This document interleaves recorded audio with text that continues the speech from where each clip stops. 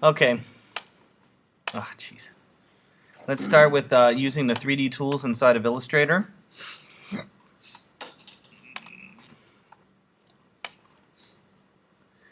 Okay, the first and probably the most basic is how do I make a cube?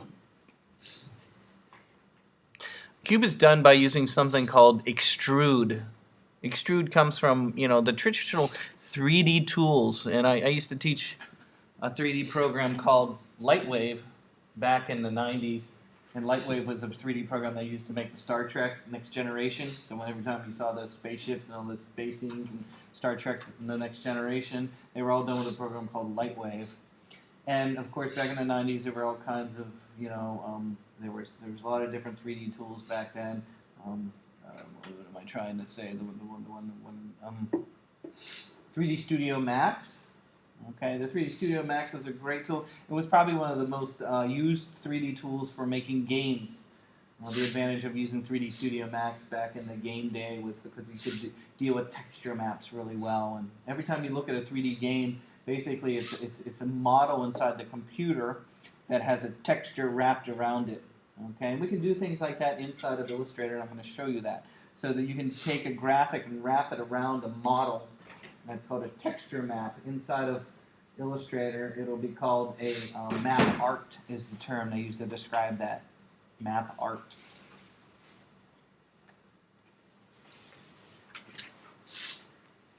So in these 3D programs, probably the easiest way to make a shape or make an object was to start with a primitive. We use the term primitive to describe basic shapes, right? A circle, square, triangle, primitives.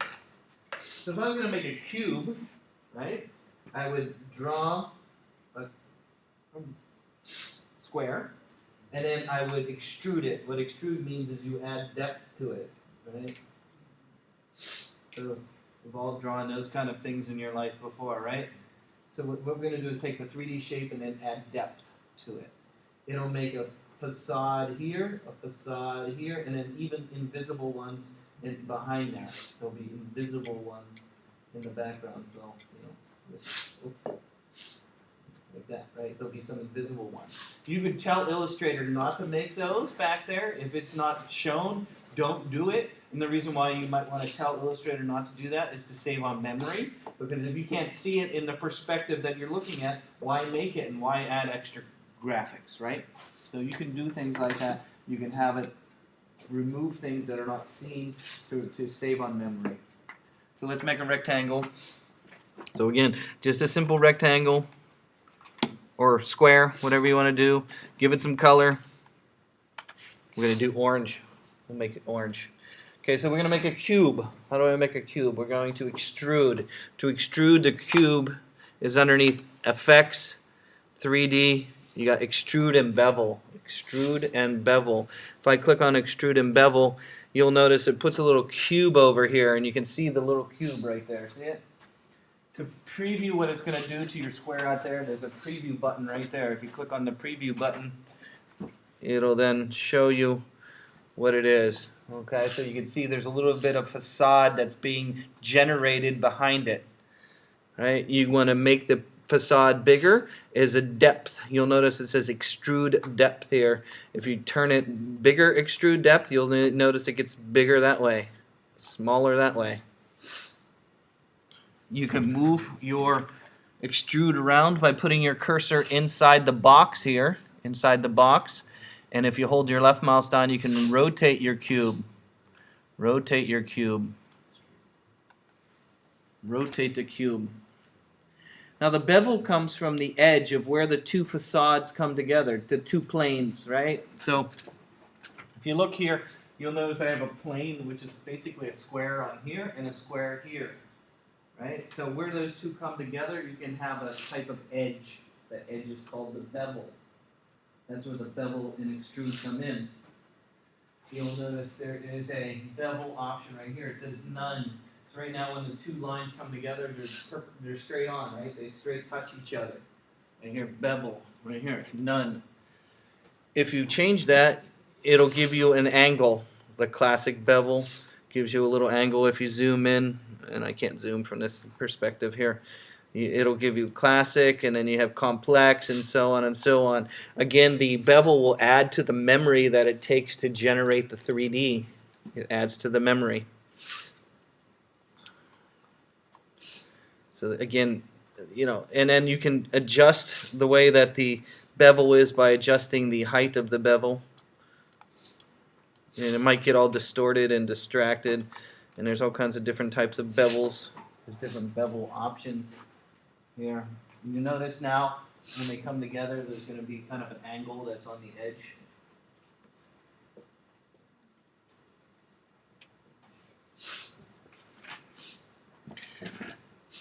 Then down below, down here, is a way that the 3D model is being shaded. Right now you have plastic shade, you have wireframe. Shows you what it looks like in a wireframe. Then you have no shade. Then you have diffused lighting.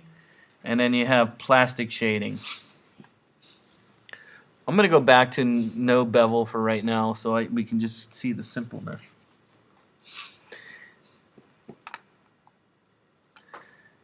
In the 3D model, you have lighting. Lighting is where the light comes onto the 3D model. If you go to more options down here, where it says more options, you'll see the lighting. The lighting now is in the upper corner. There's like a little surface kind of lighting right here, and you'll notice that you have a little dot in this kind of circle area here. That dot is how the lighting is moved around. Now, it's not really affecting the edges right now, okay? And you can change the shading color because black absorbs all light, right? So even though I'm moving the light around here, and you can see the color, the orange color changing, right? Changing. You don't see the black on the edges because the edges are black. And if you look down here where it says shading color, you notice it says black. Do you see that? So you're not going to see any color change because black absorbs all light. So if you want to see the edges, you can click on that and say custom, and you can change the color of the edge if you want. Then once you change the color of the edge, once you start moving the light around, now it starts affecting both the front and the sides.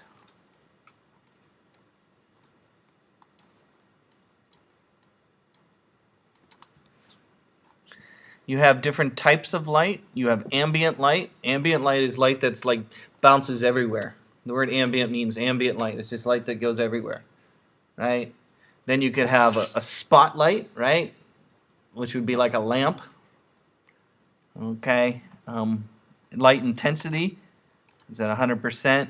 Highlight intensity is the light that's at the top. You can turn that up. It'll make the highlight more intense. This you really can't tell because it's not round, right? You really can't tell. It's a square thing. But if you had round object that was like a sphere or something, you would see a lot different. And then I'm not sure blending of steps is really going to make any difference. This is only, again, a square thing. It's not really going to change. And then here's where my draw hidden faces is. Remember I talked about draw hidden faces, right? It looks like by default it's turned off to save on memory, right? If I can't see it and it's behind there, why render it? So again, adjust your cube the way that you think it should be adjusted. Hey, look at that. Imagine, you wanted a logo that looks like this. Hey, that looks like a logo. So much easier to do it in 3D than it would be to try and draw these facades. There we go.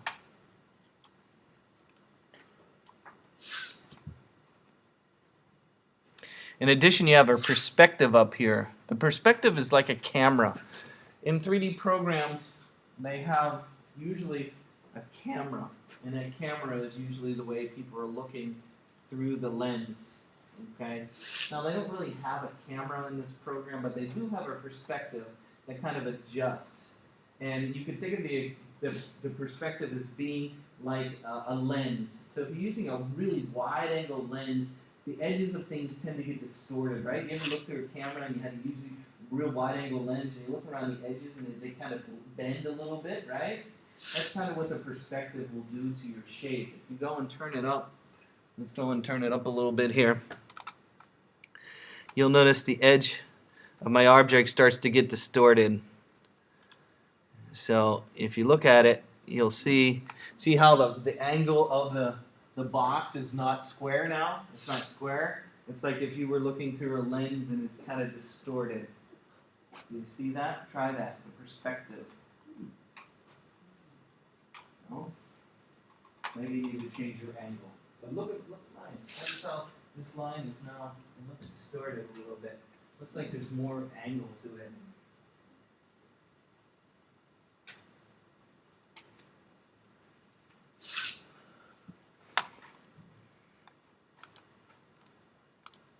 Look at that. I go all up to 3. Look how distorted that is now.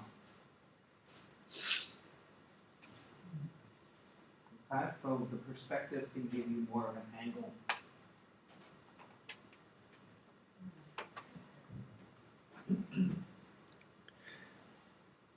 If you like what you have, you can hit OK.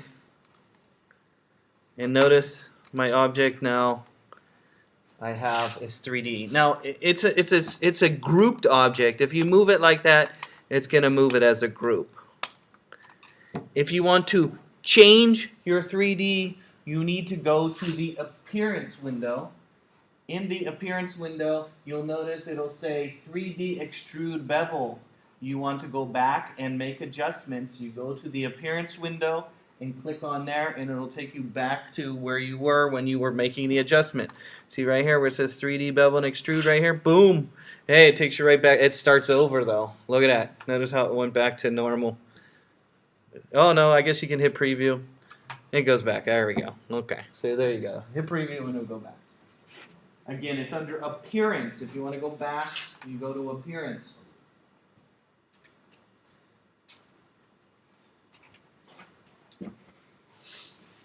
Everybody have that? Okay, let's move on. I'm going to hit OK.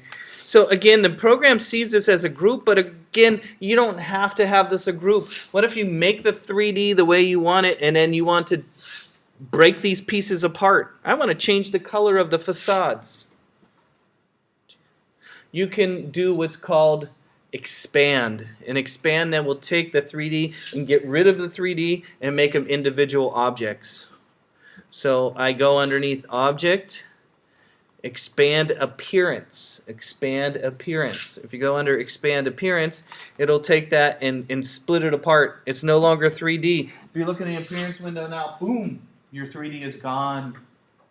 There's no more 3D. Again, it was under Object, Expand Appearance. It takes, and they're individual objects now. And if you want to ungroup them, you can then work with them individually by going under Object, Ungroup. If you go under Object, Ungroup, give it a minute. When you're done, you can then use the white selection tool, and select each facade separately. And then color it, right? I want to make this nice, ugly blue color. And I make this one a beautiful red color. And I make this one a beautiful yellow color. Look at that. Perfect Silicon Valley logo. That could be a tech company logo, right? Hey, we make good stuff. Make funny. Yes? This is in the form of a cube. If we do a circle, can we make a sphere? Yeah, we're gonna do that next. Yeah. We're gonna actually make a bottle, but a sphere could be the same technique. So we're going to make a beer bottle and make ourselves a beer label and put it onto the beer bottle. Okay? You guys cool with this, what I've shown so far? You ready to move on? Okay. So this is a really cool tool. It's under 3D. Okay, let's make a beer. You want wine or beer? Who wants beer or wine? Who likes beer? Who likes wine? Okay, there's more wine than beer, sorry. You can make beer. It's up to you. Do whatever you want. Okay, I love this cell, but I'm going to delete it. Okay, it's gone. Okay, so the second option for making a 3D is called, well, they call it rotate. Okay, so what I'm going to do is I'm going to use the pencil. I know you love the pencil. Okay, so I'm going to make a half of a wine bottle using the pencil. I'm going to click, click, click, click. Make sure this is straight that way, straight up and down there. So I'm going to make a shape like this, and then in the program they have a tool called rotate, and what it'll do is it'll rotate around and make a round bottle. Make sure you have a flat plane here, a flat plane. If there's a hole there, it's going to make a hole in the middle, right? Because what it's going to do is it's going to take that shape and rotate it around. So if you want to make, like, let's say this marker, it's the same technique. You draw half of it, and then tell the program to rotate it around. Okay? So you can make a marker, you can make a beer bottle, whatever you want to do. I'm going to make a wine bottle. Here we go. To make a wine bottle, I use the pen tool. Again, you're going to make it big, don't worry. I'm going to go click, kind of go over here. Half of it, remember you're making half a bottle. Click, kind of the little label at the top up here. Click, maybe it goes in just a little bit there. And then as it comes out, it's going to rotate a little bit. You can use the, make it like a little, maybe a little curve at the bottom there. And you want to make this perfectly straight. If it's not perfectly straight, whoosh, that doesn't look like it worked. If this is not perfectly straight, you're going to have problems. So what I'm going to do is I'm going to select both points right here. Remember we were learning about these alignment features? I'm going to select this point and use the left align option so that they're perfectly straight. Whoosh. This is a little bit too wide. I'll bring that in just a little bit. There we go. There we go. So make a half of a wine bottle using the pen tool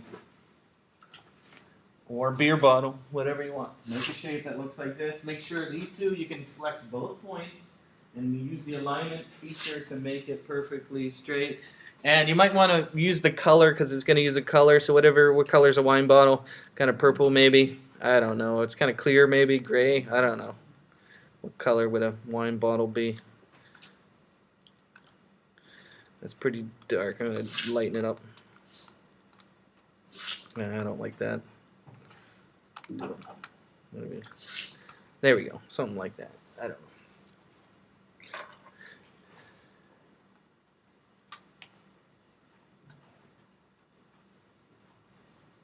Make a shape.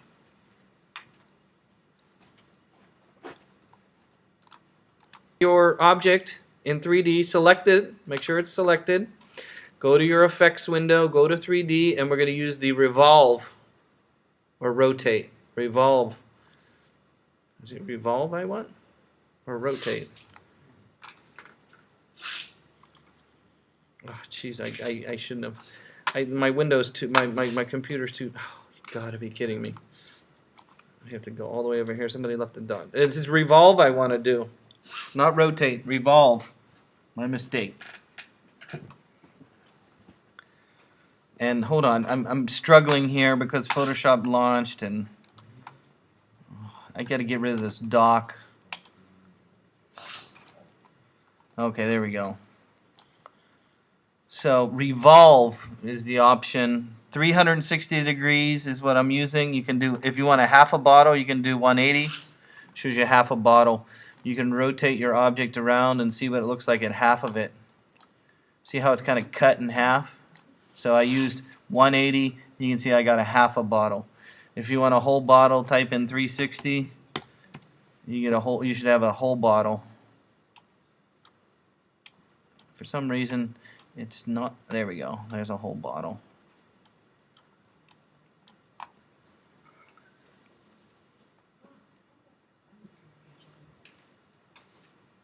You got from right edge or from left edge. Right? If I go from right edge, you'll see I got a tube because it takes it and tubes it up. Left edge because I drew it left, right? Right? No, left. Left, no, right. Again, you have a lighting. Look how the lighting affects your object. Look how the lighting affects your object.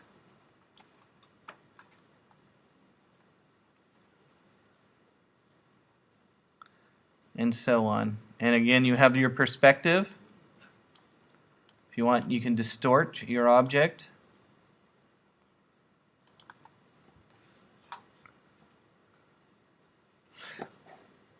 When you're done making the bottle the way you want it, you're going to hit OK. We're going to go put a texture around it. So when you're done, hit OK, and we're going to make a texture. So let's make a label. So you guys need to make a label. So to make a label right now, I'm going to wrap a label around this 3D object. How I'm going to do that? Well, I'm going to go and draw a label. I don't know. Think about what a label would look like. I'm just going to draw some shapes, maybe. Think about what a label would look like.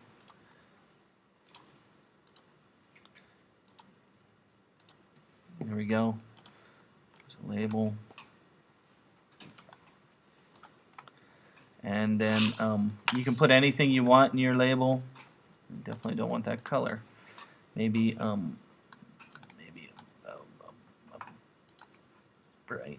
Oosh, boy, that's ugly. Brown label. There we go. Stroke color. Stroke. I don't know. Think about a label. What it would look like. Maybe make some. Use the brush tool. Maybe make some grapes. There's some grape. Ooh, that's black. I want purple, purple, purple. There we go. That's not looking good looking grape, is it? No. Hold on. Delete this grape. Grape. Let me make some grapes. Let me use the brush tool. Let me make a grape. Oh, still black. Give me a purple brush.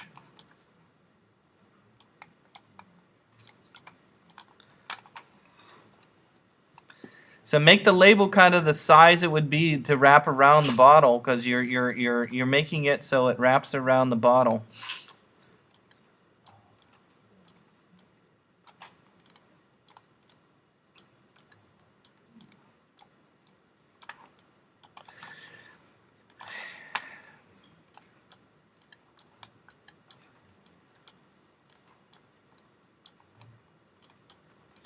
Think about it, how it wraps around the bottle.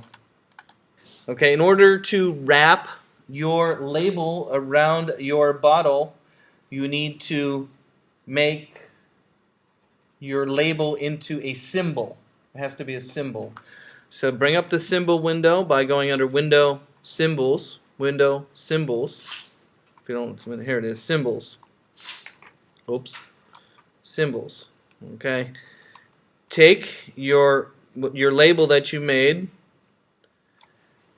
and drag it into the symbols window. It's going to ask you for a name. I'm going to call it label. Label. So again, take your label, drag it into the symbols window. Once it's in the symbols window, we're going to go back to my 3D object. If you remember how to get back to your 3D object, we did it in the Appearance window. In Appearance. So again, select your 3D object. Go to your Appearance window. Oops, Appearance window. In your Appearance window, you should have your 3D option in there, right? You should have the 3D Revolve should be in the Appearance window. So select your 3D object. Go to the Appearance window. In the Appearance window, you should have the 3D Revolve. If you click on that, it'll bring you back to where you were before, right? You can hit the preview button again. Okay, so get back to the 3D option. Again, you do that in the Appearance window. Appearance window. Are you all back? No. How do I get back to my 3D object? You go under the Appearance window and select your 3D rotate or revolve. Inside here, you'll notice there's an option at the very bottom that says Map Art. You see where it says Map Art down here at the bottom? I'm going to go to Map Art. Now, how it maps and puts the texture on the object is by the surface. Right now, there's 7 different surfaces. How do I know that? in the map art option in the upper corner, you see it says 1 of 7. 1 of 7. I'm going to hit the arrows that go to another surface. You can see them being highlighted. This is the one I want to wrap the... Notice how when I got to 4 of 7, it showed up there. Do you see that? So there, once I have the correct surface that I want to wrap around, I'm going to go to where it says symbol. See where it says symbol in the upper left corner, symbol. Under symbol you have a variety of different symbols, right? And you should have your label in there. Should be one, because remember we made my label into a symbol. And you can see it kind of wrapping around your object here.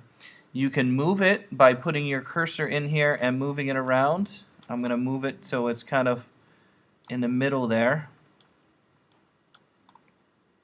You can change the size of it if you want to make it smaller or bigger or smaller. How did you add it to the symbol? You open up the symbols window, you drag your label into the symbols window. Okay.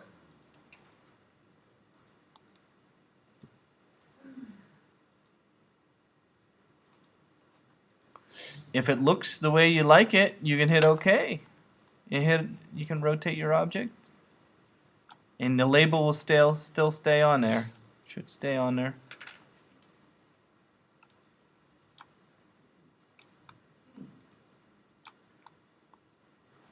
Hit OK. Is that beautiful or what? Zoom in. You can see my 3D object with my label wrapped around it.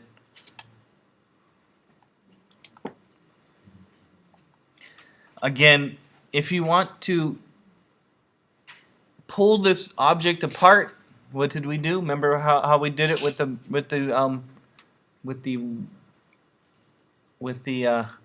the cube?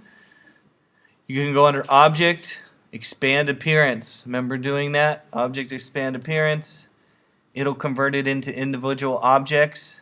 You can then use the arrow and select. But notice how it selects all these pieces. They're very small little pieces. And they're all mixed, and it's hard for the program. These are all little individual things there. And they're all different colors and stuff. So, expanding a 3D object like this is a little bit difficulter, if that's a word, difficulter.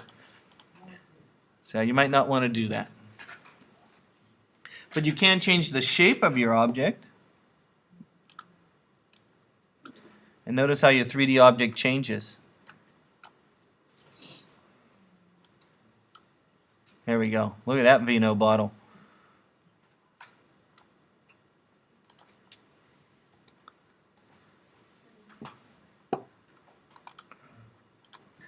Okay, let me quickly go over the perspective tool. Now, in this case, the perspective tool is kind of difficult to deal with.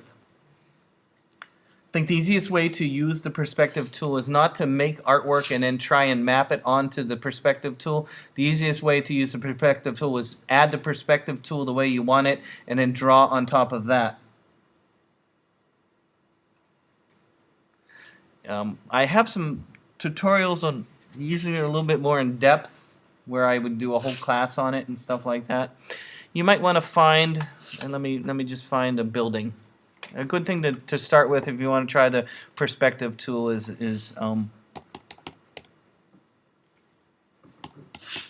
to find a building. I like lighthouses, so let's find a building.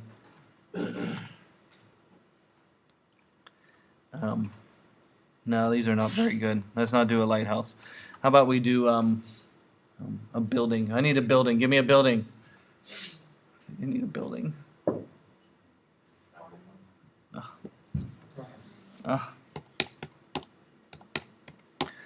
Downtown? No, down. No, downtown. I wanted to write. There we go. We want. It's good to start with some kind of perspective to start with, right? Here, like this, right here. Here we go. It's not a very good picture though, because it's still downloading. Like it's still downloading or trying to download this picture. It's still trying to. It's like thinking or something.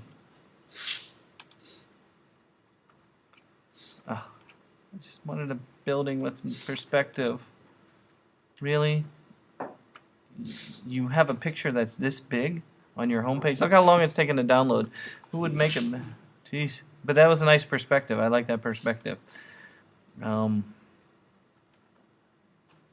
Okay, here. Building. Maybe this one. There we go. Woohoo! Building. I'm going to copy this image of a building, right? It has some perspective. See it? Some perspective. And then I'm going to go into Illustrator. I'm going to start with a new file. I'm going to close this thing.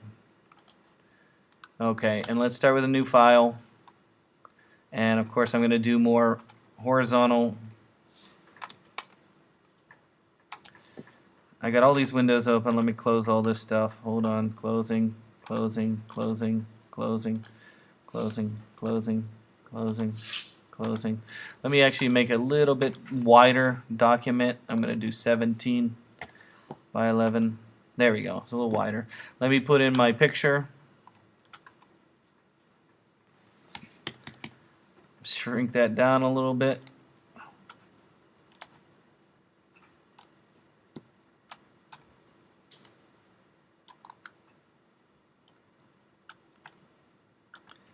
Okay, there we go. So we have a photo of some building with some perspective in it, right? A building with some perspective in it. Let me zoom in a little bit. There it is. Okay, so I want to draw this. It would be very difficult to sit there and just start drawing and drawing with the tools. So what the perspective grid allows you to do is as you are drawing shapes, it will snap to the perspective. Snap to the perspective. So if I go and apply the grid, which is this one right here, perspective grid tool, if I click and I apply that, you'll notice it puts this kind of ugly grid thing up there.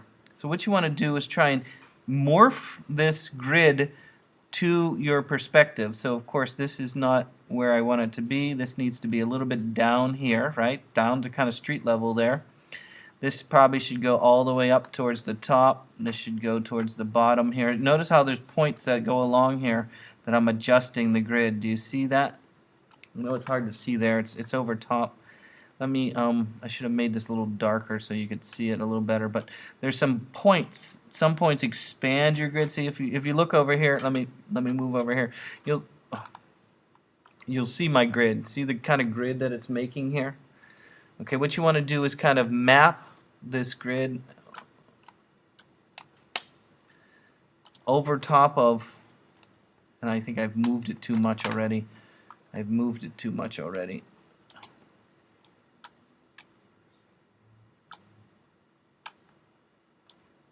Yeah, I kind of messed it up already. Let me get rid of this. Can I delete it? Let me see if I can get rid of it. No. Ah, it's not easy to work with. Hold on. Where's my view? Let me start again. Oh, it's not going to let me make a new one, is it? Fudge. Okay, let me start with a new file. Jeez. Okay, here we go. Let me paste my graphic in there.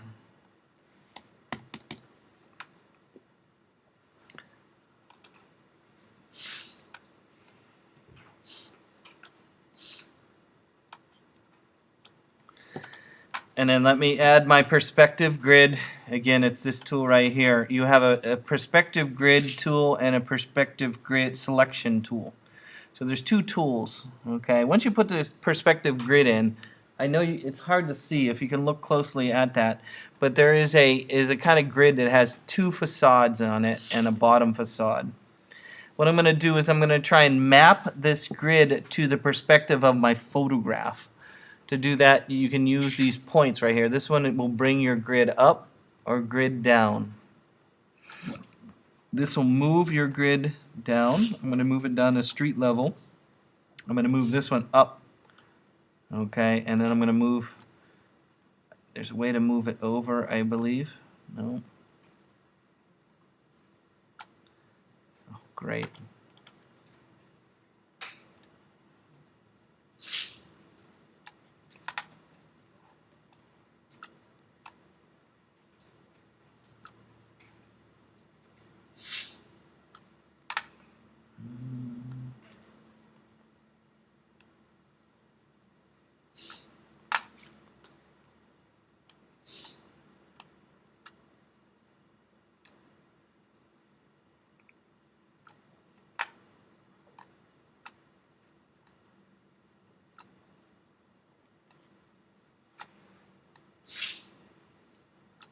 There we go.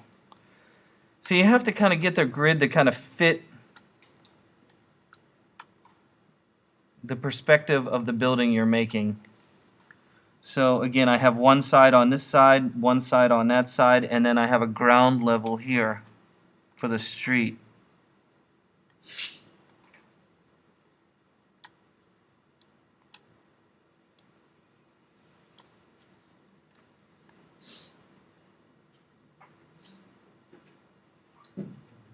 There we go. So once you have the grid kind of set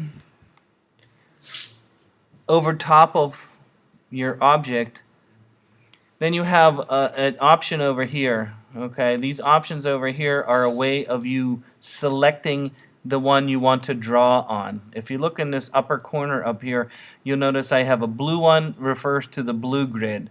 The orange one refers to the orange grid. The green one refers to the green ground down here. Okay, you have a green ground down here. So you have like a little wheel over here, and depending upon the one you select will depend upon what you're going to be drawing on. So in this case, I want to make this wall that is over here. I want to make the wall that is over here. To do that, I could use the pen tool, or I can actually just use a rectangle tool. So if I use the rectangle tool and I draw a rectangle, you'll notice it'll draw the rectangle following the grid that I just put on there. Again, I just drew a rectangle. The rectangle followed the grid that I kind of mapped over top of my photograph. So the first thing is to get the grid to find a match the photograph. Then I just drew a rectangle, and as I drew, remember, look, I have blue. See how it's blue over here? So it knew I wanted to draw on top of the blue surface here. Did you see that? Same with if you want to have a shape, right? Like if you want to use the pen tool, and I want to make, see how this kind of oval kind of looking window right here? I can click with the pen tool and make a kind of oval looking window. Notice how it's snapping to the edge of the grid. See how it's snapping to the edge of the grid? Look how I made this nice. You try doing that by hand. It would have been, there we go. See how I have a nice thing now, right? Then I can take that shape and I can duplicate it, right? I want to make more. Watch when I duplicate it, it'll duplicate it down the perspective grid, and it should fall. Oh no, it doesn't look like it's doing it. I thought it would. I thought it would shrink it down to fit. Didn't quite do it. Maybe I have to draw a new one. How about that? Let's draw a new one. Where was it? There we go. Pen tool. Click. Click. Click. Click. Click. Click. Okay, and one more. Click. Click. Click. Click. Click. Click. Look at that. It would be virtually impossible to try and do this by hand. Click. Click. Click. Click. Click. Click. Look at that. Okay, so it's very useful in some sort of method like that. You can draw more rectangles, right? This thing, every time you draw a rectangle, look how it draws the rectangle along the edge there. Of course, we don't want that to be red. We want it to be kind of building color. I don't know. See, you draw a circle. It'll actually draw the circle following the grid too. So it snaps to the grid. Again, if you want to do this side, you click over here. See this little thing in the upper corner? I click on that. Now it's going to draw whatever I draw on this side. Again, I can use a rectangle tool. It can start this building right there. Okay. Then if I'm making windows over here, I can make a window.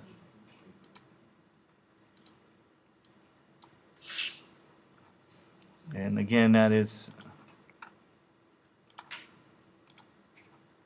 so on. You can make a street. Again, I'm clicking on. Why? Uh-oh. Something's happening. My cursor.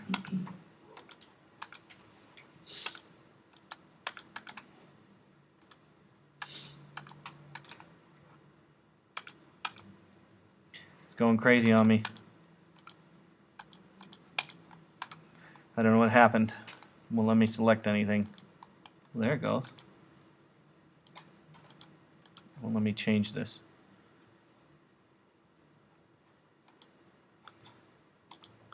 There is a perspective selection tool that allows you to do something.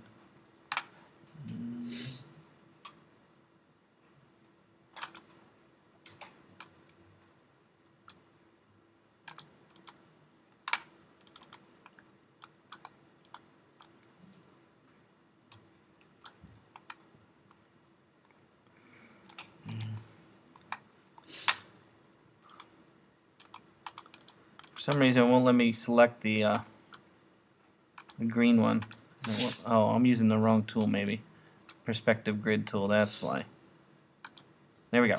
So if I do the green one, then I can do the street.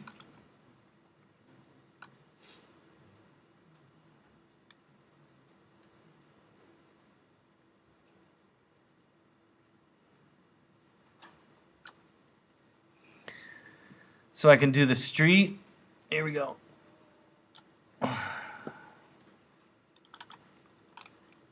Concrete.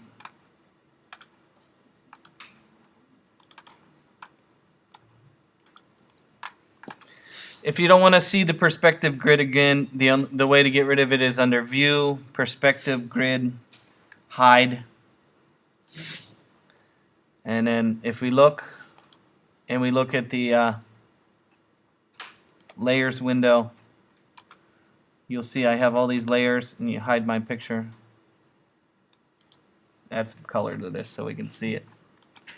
There we go. So notice how you could map the objects to the grid. Yes. Now that these illustrations have been drawn, if you decide to adjust the perspective, Will it adjust the objects? I've tried that it doesn't, but is there a way to make it adjust according to whatever you do in perspective? I don't know. I haven't really used this very much. I would say possibly using the perspective selection tool. Maybe try that. That selects this, and then let me see if I change that. Oh, no, it's just changing the object on the perspective. So you're saying if I adjust the perspective itself later on, will the objects adjust? I don't know. Let's try. Let's select all this stuff. And then let's try. No. I don't have an answer. They're probably away. But I just wanted to give you a little introduction to it. I don't know. I don't really have a good instruction on this at all. I'll have to learn more about it to be able to teach you properly.